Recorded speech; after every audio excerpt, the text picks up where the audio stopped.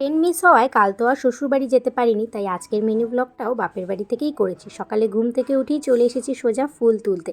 ফুল তোলা আমার হয়ে গেছে, আর এখন চলো তোমাদের দেখাই আমাদের আম গাছে কত আম ধরেছে। একদম সারি সারি লিচুর মতন আম হয়েছে। ফুল তুলে উপরে চলে এসেছি, আর মা দেখো এখন কাজ করছে, আর মার একটু হেল্প করে দেওয়ার জন্য আমিও ঘরটা মুছে দিলাম। তারপর এখন চলে এসেছি ছাতু খেতে। আর এই বাপের বাড়িতে 15 দিনে বেশ ভালোই একটা অভ্যেস হয়েছে ছাতু খাওয়ার। ছাতু খেয়ে স্নান করে এখন চলে এসেছি পুজো দিতে, মায়ের একটু কাজটা এগিয়ে দেওয়ার জন্য।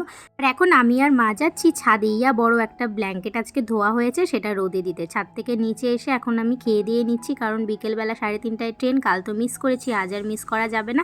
মা আমার ব্যাগটা নিয়ে নিচে চলে এলো। এদিকে দেখো মায়ের মনটা ভীষণ খারাপ। আমি চলে এলাম স্টেশনে, আর স্টেশনে বেশ কিছুক্ষণ অপেক্ষা করার পর ট্রেন চলে এসেছে। আর এই প্রথম জানো ট্রেনে উঠেই সাথে সাথে সিট পেয়ে গেছি। সিটে বসেই ট্রেনটাও ছেড়ে দিল, ভাইকেও টাটা করে দিলাম, আর একা একা 4 ঘন্টা বসে বসে ফালাকাটাও পৌঁছে গেলাম। বড় চলে এসেছে নিতে।